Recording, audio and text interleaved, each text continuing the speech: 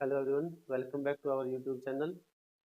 हम आज एसएसटी की क्लास जो कि 10th क्लास का सिविक्स का सेकंड चैप्टर था शुरू किया हुआ था हमने। जो पार्ट बचा हुआ हम उसको आज डिस्कस करेंगे। Let's start. हम स्टार्ट करते हैं उसको। चैप्टर का नाम था जैसे हमारा फेडरलिज्म। हमने इसके बारे में पढ़ा था। ये फेडरलिज्म क्या होता है इसके बारे में हमने डिस्कस कर लिया था। यूनिटरी फेडरल गवर्नमेंट क्या था उसके बारे में इसके डिफरेंस पढ़ लिए थे। की फीचर्स पढ़े थे हमने फेडरलिज्म के। उसके साथ साथ हमने होल्डिंग टुगेदर कमिंग टुगेदर के बारे में पढ़ा था। ये डिफरेंसेस पढ़े थे हमने इसके होल्डिंग एंड कमिंग के। उसके बाद हमने ये थ्री लिस्ट के बारे में पढ़ा था। ये हमने लिंग्विस्टिक स्टेट के बारे में पढ़ा था। अभी हमारा यहाँ से चैप्टर स्टार्ट होता है लैंग्वेज पॉलिसी। तो हम यहाँ से स्टार्ट करते हैं लैंग्वेज पॉलिसी। लैंग्वेज पॉलिसी यानी कि भाषा नीति। भाषा भाषा नीति जैसे हमने पहला पढ़ा था कि लिंग्विस्टिक स्टेट के बारे में पढ़ा था हमने। आज हम पढ़ेंगे भाषा की पॉलिसी क्या थी, भाषा नीति क्या थी। ये हमारा सेकंड स्टेप था। Second test for Indian federation is the language policy. जैसा हम फेडरेशन के बारे में पढ़ रहे थे तो ये हमारा एक सेकंड टेस्ट था भारत के भारतीय संघ के लिए कि लैंग्वेज की भी एक नीति अपनाएगी। लैंग्वेज पॉलिसी का मतलब कि भाषा के आधार पे भी जो राज्यों का पुनर्गठन किया गया या जो लैंग्वेज के बेस पे स्टेट बनाए गए। जैसे हम बात करें कि हमारा जो इंडियन कॉन्स्टिट्यूशन है, इंडियन कॉन्स्टिट्यूशन जो भारतीय संविधान है उसका जो 8th शेड्यूल है उसकी 8वीं अनुसूची के अंदर भी हमारी जो 22 भाषाओं को मान्यता दी गई, यानी कि 22 लैंग्वेज के बारे में बताया गया कि भारत का कोई भी नागरिक 22 लैंग्वेज के बारे में बताया गया है। भाषाओं यानी 22 भाषाओं का वहां पे वर्णन किया गया है कि संविधान में भी 22 भाषाओं को मान्यता दी गई है। जब हमारा जो संविधान बना था उस समय हमारे यहाँ पे 14 लैंग्वेज को कॉन्स्टिट्यूशन के अंदर अप्रूव किया गया था और जो लास्ट वाली थी 14th वाली पंजाबी लैंग्वेज को एक्सेप्ट किया गया था। तो इसी तरह भाषा के आधार पर भी राज्यों का पुनर्गठन, जैसे हमने पढ़ा था कि आंध्र प्रदेश का नाम पढ़ा था हमने। आंध्र प्रदेश के बारे में, आंध्र प्रदेश के बारे में हमने क्या पढ़ा था कि ये तेलुगु भाषा के आधार पर अलग हुआ था। उसी तरह से और भी जो यानी कि लैंग्वेज एक ऐसी पॉलिसी बनाएगी कि लैंग्वेज के बेस पे भी फेडरेशन को स्थापित किया जा सकता है। इसके लिए जैसा हमने पढ़ा था कि 1956 में एक SRC आया था, स्टेट रीऑर्गेनाइजेशन कमेटी, राज्य पुनर्गठन आयोग। इसका दूसरा नाम क्या था, फजल अली आयोग का नाम भी था, फजल अली आयोग ये नाम भी था इसका। इसमें यही डिस्कस किया गया था कि भाषा भी एक ऐसा माध्यम है जिसके आधार पर स्टेट का स्टेट को अलग अलग स्टेट को डिवाइड किया जा सकता है, फेडरेशन पॉलिसी को अपनाया जा सकता है। और एक मेन बात क्या है, देखिए नेक्स्ट पॉइंट बताया गया, Hindi was identified as the official language. Hindi हमारी क्या, हिंदी को किस रूप में आइडेंटिफाई किया गया, एक ऑफिशियल लैंग्वेज के बारे में। यानी कि अपनी इंडिया की कोई नेशनल लैंग्वेज नहीं है, नेशनल लैंग्वेज, इंडिया की कोई नेशनल लैंग्वेज नहीं है। हिंदी को भी ऑफिशियल लैंग्वेज के रूप में अडॉप्ट किया गया। जैसे हम हिंदी दिवस मनाते हैं, कब मनाते हैं, 14 सितंबर को। पहली बार ये कब इसको एक्सेप्ट किया गया हिंदी को, 14 सितंबर 1949 में। तो 14 सितंबर को हम हिंदी दिवस के रूप में मनाते हैं। और 21 other language recognised as schedules language by the constitution. जैसे मैंने आपको पहले ही बता दिया है, हिंदी के अलावा 21 और भाषाओं को, यानी कि 21 और 22, 21 के साथ साथ एक हिंदी, 22 भाषाओं को हमारे संविधान में अप्रूव्ड किया गया। तो ये भी एक इसकी पॉलिसी थी। State who have their own official language, हर एक स्टेट की अपनी खुद की एक ऑफिशियल लैंग्वेज हो सकती है। And government work takes place in the official language, और वहां की उस स्टेट की जो भी गवर्नमेंट है उस लैंग्वेज के अंदर जो कंसर्न स्टेट से रिलेटेड है, उस राज्य से संबंधित जो भी भाषा है उस भाषा के अंदर अपने वो सारे काम कर सकते हैं। इसके ऊपर किसी तरह की कोई बाउंडेशन नहीं होगी। तो ये क्या था, एक लैंग्वेज पॉलिसी के बारे में बताया गया। ये भी क्या है, फेडरेशन को एस्टेब्लिश करने का एक सेकंड टेस्ट है। जो नेक्स्ट पार्ट है हमारा इससे आगे, ये शेड्यूल्ड लैंग्वेज ऑफ इंडिया, ये लैंग्वेज के बारे में बताया, कितने % लोग कौन सी लैंग्वेज को बोलते हैं। जैसे असमिया है 1.6%, असमिया लैंग्वेज को, असमिया जो लैंग्वेज है इसको 1.6%, बंगाली 8.3%, बोडो 0.1%, डोगरी 0.2%, गुजराती 4.9%, हिंदी देखिए हिंदी को 40.2% लोग बोलते हैं। उसके साथ साथ फिर और दूसरे नंबर पर बोली जाने वाली भाषा कौन सी है, हमारी बंगाली है, यानी कि सेकंड जो लैंग्वेज है जो सबसे ज्यादा बोली जाती है हिंदी के बाद। तो ये मेन है। ये अलग अलग जो लैंग्वेज, जैसे तमिल है, तमिल ये 6.3%, तेलुगु 7, हिंदी जो बंगाली के बाद तेलुगु बोली जाती है, उसके बाद ये जो तमिल है वो बोली जाती है। तो अलग अलग तरीके से यानी कि लैंग्वेज को जो बोलने वाले जो परसेंटेज के हिसाब से इंडिया में अलग अलग स्पीकर्स हैं जो बोलते हैं इसको।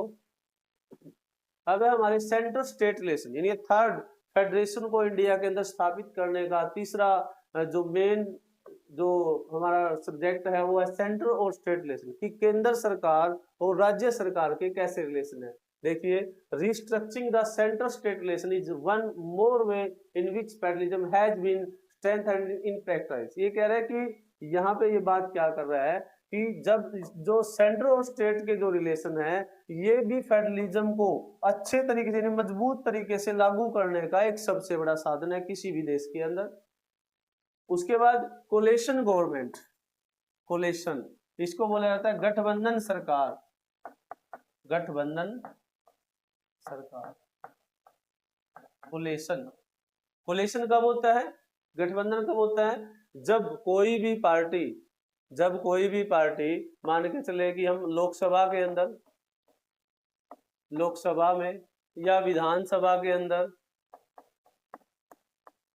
कोई भी पार्टी किसी भी इलेक्शन में जब मेजोरिटी में नहीं आती, मेजोरिटी मतलब बहुमत नहीं आता, बहुमत नहीं आता, तब तक हम उसको मतलब वो पार्टी सरकार नहीं बना सकती। जैसे हम बात करें बीजेपी की, बीजेपी, अब हम बात करें सेंटर में अकेली बीजेपी की गवर्नमेंट नहीं है, बीजेपी की किसके साथ इनका गठबंधन है, एनडीए के साथ, यानी कि भारतीय जनता पार्टी का एनडीए के साथ गठबंधन है। एनडीए मतलब नेशनल डेमोक्रेटिक अलायंस, इसको हिंदी में बोला जाता है राष्ट्रीय जनतांत्रिक गठबंधन। जब से बीजेपी की गवर्नमेंट है 2014 से अब तक इनका एनडीए के साथ गठबंधन है, गठबंधन को लेकर ये चल रहे हैं। अब जैसे हम विधानसभा की बात करें, जैसे हम अपने राज्य हरियाणा की ही बात करते हैं, हरियाणा में जैसे बीजेपी को भी अगर जैसे हम बात करें 2019 में इनकी गवर्नमेंट नहीं आई तो इन्होंने किसका साथ लिया, BJP plus JJP plus others, यानी कि हरियाणा में, यानी कि जैसे हम बात करें हमारी विधानसभा की 90 सीटें हैं, 90 में से इनको मेजोरिटी लाने के लिए 46 सीट चाहिए सरकार बनाने के लिए, लेकिन 2019 के अंदर इनकी 46 सीट नहीं आई, 32 33 के आसपास थी। तो इन्होंने क्या किया, बीजेपी ने जेजेपी के साथ जननायक जनता पार्टी दुष्यंत चौटाला की जो पार्टी थी और उसके साथ साथ आदर्श जो और निर्दलीय उम्मीदवार थे उनको साथ मिलाया और वहां पे अपनी गवर्नमेंट स्थापित की। तो यहाँ पे यही कह रहा है कोलेशन गवर्नमेंट का मतलब गठबंधन की सरकार। If no single party gets a clear majority, देखो मैंने आपको पहले ही बता दिया है, अगर कोई एक पार्टी क्लियर यानी कि विशेष बहुमत नहीं प्राप्त कर पाती लोकसभा के अंदर, the major national party can alliance with many other party, तो मेजर जो पार्टी मतलब बहुमत मतलब जो चुनाव लड़ रही है, जैसे हम बात करें बीजेपी की, तो और अपने साथ बहुत सारी पार्टियों को इंक्लूड कर लेती है। उसमें ये भी हो सकता है कि वहां की रीजनल पार्टी भी हो, रीजनल मतलब अक्षेत्रीय पार्टी भी इसमें शामिल हो सकती है, अक्षेत्रीय पार्टी यानी छोटी छोटी जो भी पार्टियां हैं स्टेट लेवल पे या लोकल लेवल पे उनको भी वहां पे शामिल किया जाता है। तब जाके क्या होता है, गवर्नमेंट एट द सेंटर, वहां पे तब गवर्नमेंट बनती है जब इन पार्टियों को साथ में मिला लिया जाता है। This led to a new culture of power sharing. अब ये क्या है, पावर को शेयर करने का एक नया कल्चर है, नई संस्कृति है। And respect the autonomy of state government, और इससे क्या होता है, जो राज्य सरकार है उसकी ऑटोनॉमी को भी, उसकी संप्रभुता की भी, यानी उसको भी सम्मान मिलता है, और उसकी क्षेत्रीय पार्टियों को वहां से बढ़ावा मिलता है। तो ये भी एक ऐसा तरीका है जिससे कि फेडरेशन को इंडिया के अंदर स्थापित किया जा सकता है। तो हमारा ये जो central state relation, coalition government और ये नया कल्चर है, ये हमारा टॉपिक यहाँ पे कंप्लीट होता है। नेक्स्ट है हमारा decentralisation in India. Decentralisation, decentralisation का मतलब विकेंद्रीकरण। भारत में सत्ता का विकेंद्रीकरण, विकेंद्रीकरण, डिसेंट्रलाइजेशन। डिसेंट्रलाइजेशन मतलब कैसे पावर को दो लेवल से आगे और किस लेवल में बढ़ाया गया, कैसे डिसेंट्रलाइजेशन किया गया, सत्ता को कैसे बांटा गया, उसके बारे में बताया गया। देखिए इसमें क्या बताया गया, when power is taken away from central and state government and given to the local government. देखिए जब पावर को, पहले सेंट्रल गवर्नमेंट की बात कर रहा है, उसके बाद स्टेट गवर्नमेंट, और उसके साथ साथ फिर पावर को किस में बांट दिया जाए, लोकल गवर्नमेंट के अंदर बांट दिया जाए, यानी स्थानीय सरकार के अंदर उसको बांट दिया जाए। स्थानीय सरकार, हमने फेडरेशन के अंदर, फेडरलिज्म में दो लेवल पढ़े थे, सेंटर और स्टेट। तो अब तीसरे लेवल की बात करें, डिसेंट्रलाइजेशन का मतलब ये कि थर्ड लेवल ऑफ गवर्नमेंट की सरकार ने क्या कर दिया, जो पावर है उसको तीसरा लेवल कौन सा, लोकल गवर्नमेंट, उसके अंदर उसको डिवाइड कर दिया। It is called decentralisation. यही क्या है, विकेंद्रीकरण है, यही डिसेंट्रलाइजेशन है। The basic idea behind decentralization is that there are a large number of problems। इसके पीछे बेसिक आधारभूत आइडिया क्या था, आधारभूत विचार क्या था कि डिसेंट्रलाइजेशन किया जाए, उसका क्या था, इसमें नंबर ऑफ प्रॉब्लम, बहुत बड़ी समस्याएं थी, एंड इश्यूज, बहुत बड़े ऐसे मुद्दे थे, which are best settled at the local level, जो कि लोकल लेवल पर अच्छे तरीके से उनको सेटल्ड किया जा सकता था, उनका समाधान किया जा सकता था। Local people also directly participate, यानी कि जो आम लोग हैं, जैसे हम बात करें स्थानीय लोग, गांव के लोग या शहरों के लोग, can also directly participate in the decision making. तो वो स्वयं निर्णय ले सकते थे, जैसे लोकल, जैसे ग्रामीण स्तर पर है, गांव में पंचायत होती है, सरपंच होते हैं, वो क्या कर लेते हैं, अपने लोकल लेवल पे अपना डिसीजन खुद ले लेते हैं वहां पे। इसलिए थर्ड लेवल ऑफ गवर्नमेंट यहाँ पे स्थापित किया गया। अब मेजर स्टेप टॉवर्ड्स डिसेंट्रलाइजेशन, इनके मेजर स्टेप क्या था कि डिसेंट्रलाइजेशन लाया जाए, वाज टेकन इन 1992। ये कब लाया गया, 1992 के अंदर, जो ये मेजर स्टेप है इसका। The constitution was amended to make the third tier of democracy. तो संविधान के अंदर एक ये संशोधन, अमेंडेड का मतलब संशोधन, संविधान में एक संशोधन किया गया, एक बदलाव किया गया, और क्या था, थर्ड टायर ऑफ डेमोक्रेसी, लोकतंत्र का तीसरा स्तंभ बताया गया इसको, लोकतंत्र का तीसरा स्तर, भारत में लोकतंत्र का तीसरा स्तर बताया गया इसको, मोर पावरफुल एंड इफेक्टिव, और इसको अच्छे तरीके से और इफेक्टिव, प्रभावशाली तरीके से इसको लागू किया जा सकता है। देखिए सेंट्रलाइजेशन एंड डिसेंट्रलाइजेशन। अब देखिए यहाँ पे सेंट्रलाइजेशन, ये केंद्र, और इसको ऐसे पावर को ये बांटा गया, ये क्या है, ये सेंट्रलाइजेशन है कि केंद्र के पास यहाँ पे पावर है, और इसमें ये दो लेवल बताए गए, दूसरा लेवल ये स्टेट। अब देखिए यहाँ पे एक लेवल ये बना दिया, ये सेंटर है, स्टेट, और फिर इनको तीन लेवल में बांट दिया आगे, तीन लेवल, यहाँ पे दो लेवल, यहाँ पे तीन, जो इनको आपस में, और ये तीनों आपस में कनेक्टेड है, जैसे सेंटर है, स्टेट है, और उसके बाद local, third level of government, जिसको डिसेंट्रलाइजेशन के रूप में बताया गया। नेक्स्ट है हमारा the key features of three tier democracy. जो थ्री टायर डेमोक्रेसी है, तीसरा स्तर है लोकतंत्र का, उसके की फीचर्स क्या क्या हैं, उसकी मुख्य विशेषताएं क्या क्या है।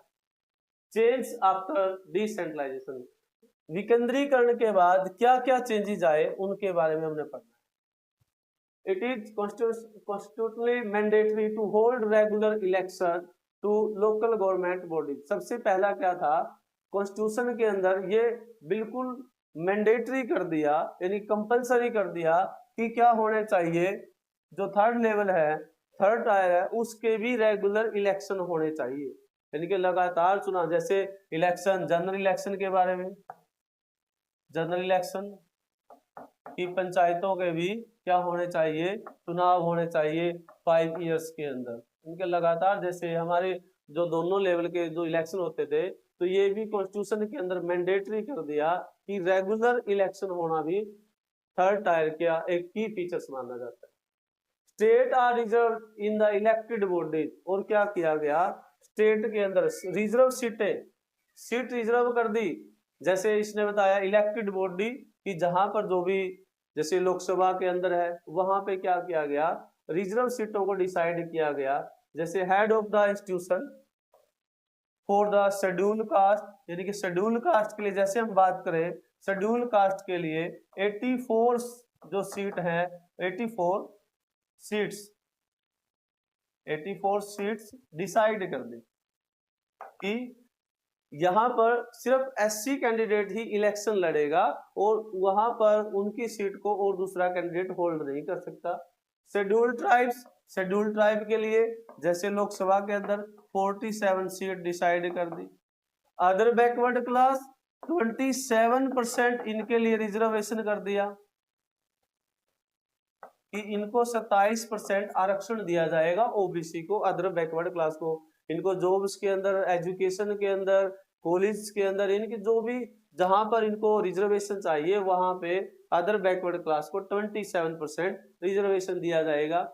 अब रिजर्वेशन का एक और तरीका जो हमारे न्यू कॉन्सेप्ट में आया है, ईडब्ल्यूएस, इकोनॉमिकल वीकर सेक्शन। यहाँ पर भी हमारी सेंट्रल गवर्नमेंट ने क्या किया है कि 10% इनको भी रिजर्वेशन दिया जाएगा। जो इकोनॉमिकल वीक हैं उनके लिए ये रिजर्वेशन की पॉलिसी लागू की गई। At least 1/3 of position are reserve for women, महिलाओं के लिए भी 1/3, यानी कि 1/3 पॉलिसी ऐसी डिसाइड कर दी कि महिलाओं को भी रिजर्व सीटें दी जाएगी 1/3। 1/3 का मतलब अगर टोटल 3 हैं, 3 में से 1 सीट महिला के लिए रिजर्व होगी। अगर 100 हैं, 100 में से 33 सीट्स महिला के लिए रिजर्व होगी। State election commission has been created in each state to conduct panchayat and municipal election. देखिए यहाँ पे इलेक्शन कमीशन की बात कर रहा है, election commission of India, Bharat का भारतीय निर्वाचन आयोग।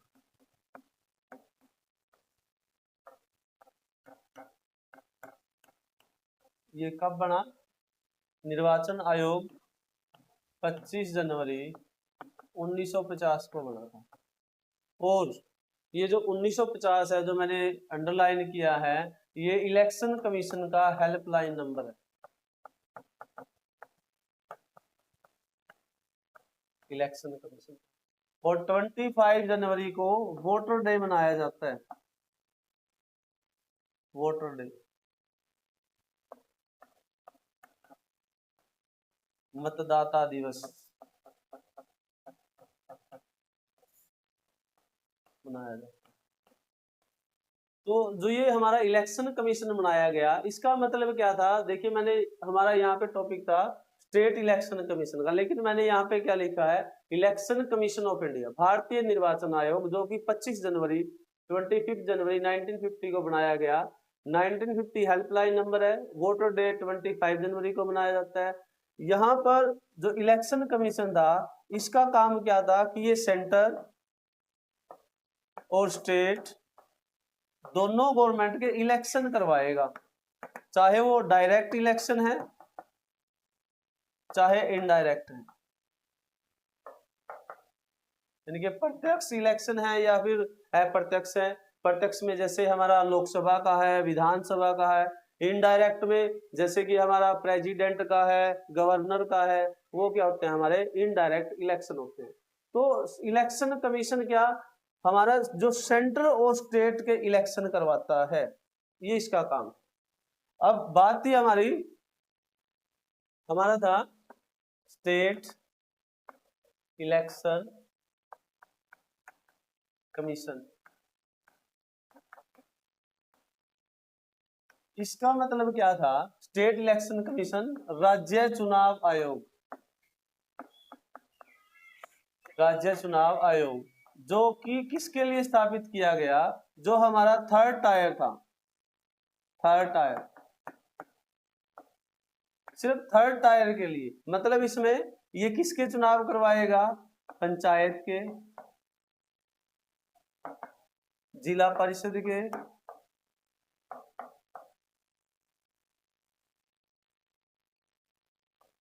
और ब्लॉक समिति के। उसके साथ साथ और किसके इलेक्शन करवाता है ये, म्युनिसिपल, जो शहरों में होता है म्युनिसिपलिटीज, म्युनिसिपलिटीज, नगर निगम, नगर पालिका, नगर परिषद, ये चुनाव करवाता है। यानी state election commission third tier के लिए स्पेशली जो डिसाइड किया गया, ये हमारा जो थर्ड लेवल होगा सिर्फ उसी के इलेक्शन करवाएगा। और ये कब से लागू किया गया, जब से इंडिया में ये पॉलिसी आई थर्ड टायर की 1992 के अंदर इसको अप्लाई किया गया। देखिए हम वहीं चलते हैं अपने, देखिए हमने यहाँ से शुरू किया था, हम स्टेट इलेक्शन कमीशन के बारे में पढ़ रहे थे। ये state conduct panchayat and municipal election, ये किसके, पंचायत के और म्युनिसिपल इलेक्शन कंडक्ट करवाता है स्टेट इलेक्शन कमीशन से। Next, state government are required to share some power and revenue with local government bodies. यहाँ पे क्या बताया कि जो स्टेट गवर्नमेंट है उसको क्या है, जरूरत है क्या, सम पावर, कुछ जो पावर है और जो रिवेन्यू है वो लोकल गवर्नमेंट बॉडीज के साथ उसको शेयर करना बहुत जरूरी है। कि जो स्टेट गवर्नमेंट है जैसे टैक्स वगैरह है, रिवेन्यू वगैरह है, तो जो उसकी पावर है कुछ पावर वो लोकल गवर्नमेंट को शेयर करे। The nature of sharing varies from state to state, ये मतलब अलग अलग स्टेट में जो पावर को शेयर करने का लोकल बॉडीज को वो अलग अलग लेवल होता है, जिसके हिसाब से वो अलग अलग तरीके से शेयर करते हैं। देखिए लोकल सेल्फ गवर्नमेंट क्या है, ये दो तरीके से डिवाइड किया गया है। लोकल सेल्फ गवर्नमेंट को दो तरीके से डिवाइड किया गया, रूरल यानी कि ग्रामीण स्तर पर, अर्बन शहरी स्तर पर, दो तरीके से इसको डिवाइड किया गया है। ये लोकल गवर्नमेंट बॉडीज का जो कॉन्सेप्ट है, जैसा मैं आपको पहले बता दूं, ये संविधान के अंदर 1992 के अंदर ऐड किया गया था। 1992 में संविधान में, कि हमारे संविधान में, कॉन्स्टिट्यूशन में एक अमेंडमेंट हुआ जिसका नाम क्या था, 73rd अमेंडमेंट, 73rd। इसको अप्लाई कब किया, इंप्लीमेंट कब हुआ इसके अंदर, यानी कि इसको लागू कब किया गया, 1993 के अंदर, 1993 में इसको अप्लाई किया। ये यहाँ पे इसको अडॉप्ट किया गया, मतलब पहली बार अपनाया गया, लेकिन लागू यहाँ से वो 1993 से। 73rd किसके लिए था, रूरल के लिए। 73rd संविधान संशोधन किया गया 73rd वाला, कि ये ग्रामीण लेवल के लिए था। शहरी के लिए 74, 1993 में ही इसको अप्लाई किया गया, जो कि 73rd और 74 था। ये स्पेशली लोकल सेल्फ गवर्नमेंट के बारे में था, रूरल और अर्बन एरियाज के बारे में था, कि जो इसको अप्लाई किया गया था। रूरल लोकल सेल्फ गवर्नमेंट क्या था, देखिए यहाँ पे रूरल लोकल सेल्फ गवर्नमेंट, इसमें तीन, जैसे हमारी गवर्नमेंट ऊपर से लेके नीचे तक 3 लेवलमेंट भी है। सबसे पहला यानी कि जो सबसे छोटा लेवल था, ग्राम पंचायत। ग्राम पंचायत जहाँ पे पंचायत के यानी कि सरपंच होता है, सरपंच इसका हेड होता है और इसके मेंबर्स होते हैं। और यहाँ पर जो ग्राम पंचायत है, विलेजर जो 18 ईयर से अबोव है वो व्यक्ति अपना वोट डाल सकता है। सरपंच कितने साल का होना चाहिए, कम से कम मैक्सिमम, यानी कि जो मिनिमम एज है सरपंच के लिए 21 ईयर्स का जो कैंडिडेट है वो सरपंच के लिए जो चुनाव लड़ सकता है, इलेक्शन मतलब आगे लड़ सकता है या चुनाव में आगे पार्टिसिपेट कर सकता है। नेक्स्ट है पंचायत समिति, जिसको हम ब्लॉक समिति भी बोलते हैं। ये ब्लॉक लेवल पे होती है, खंड स्तर पर, जिसको हम खंड लेवल बोलते हैं, खंड स्तर पर होती है। या ये मतलब ये एक गांव की भी हो सकती है, इसमें एक विलेज भी हो सकता है, या एक से ज्यादा भी हो सकते हैं ब्लॉक लेवल पे। जैसे 2 विलेज, वो पॉपुलेशन के ऊपर डिपेंड करता है, मतलब उसकी जनसंख्या 3000 से ज्यादा है, 5000 से ज्यादा है, या 2-3000 से कम है, तो यानी कि विलेज को ब्लॉक लेवल पे ब्लॉक समिति होती है। ब्लॉक समिति का चेयरमैन होता है, चेयरमैन जो कि यहाँ पे काम करता है, और इसके चेयरपर्सन जो मेंबर होते हैं ब्लॉक समिति के, वो मिलकर काम करते हैं। उसी तरह से जिला परिषद होता है, ये डिस्ट्रिक्ट लेवल पे होता है, डिस्ट्रिक्ट जिला स्तर पर, जिला स्तर पर जो इसका इलेक्शन होता है जिला परिषद का, यहाँ पे भी चेयरमैन होता है, और जो इसके मेंबर होते हैं जिला पार्षद बोला जाता है उनको, जिला पार्षद, जो कि ये क्या है, यानी कि ये डिस्ट्रिक्ट लेवल पे, ये ब्लॉक लेवल पे, और ये ग्रामीण स्तर, सबसे छोटा स्तर है, फिर उससे बड़ा है ग्रामीण लेवल पे, और ये ग्रामीण लेवल पर यानी कि थर्ड लेवल है जो सबसे बड़ा माना जाता है लोकल गवर्नमेंट के अंदर गांव में। पंचायती राज सिस्टम, देखिए यहाँ पे पंचायती राज सिस्टम, पंचायती राज सिस्टम सबसे पहले कहां पे शुरू हुआ था? पंचायती राज system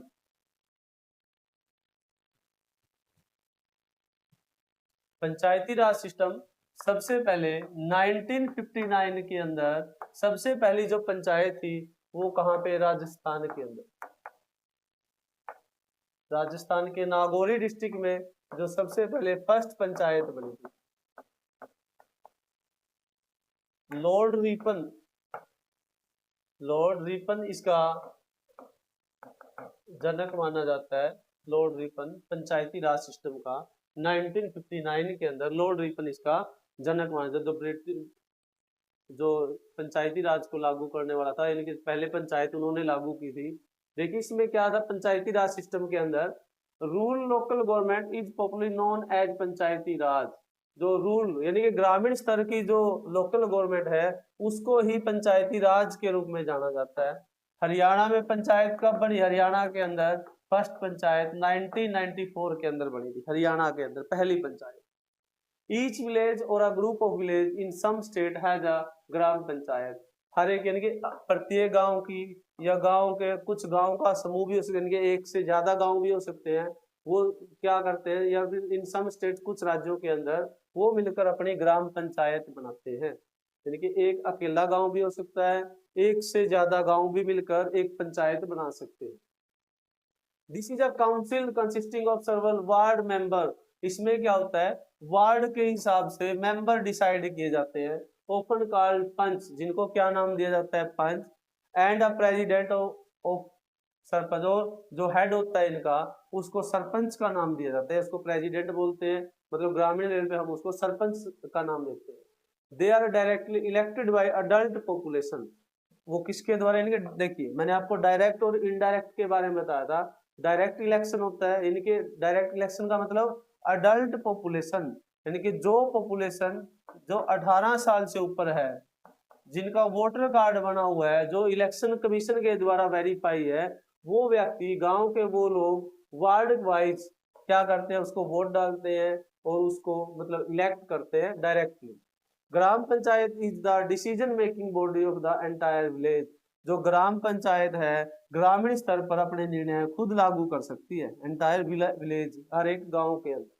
the panchayat work under the overall supervision of gram sabha, gram panchayat किसके सुपरविजन में काम करती है? ग्राम सभा। ग्राम सभा किसे कहेंगे? यानी कि गांव के अंदर जितने भी 18 साल से ऊपर का नागरिक है, 18 साल से ऊपर का है, वो सभी किसके अंदर आ जाता है? ग्राम सभा के अंदर आ जाता है, यानी कि ग्राम सभा की देखरेख में पंचायत है जो गांव के अंदर अपना सारा का सारा काम करती है।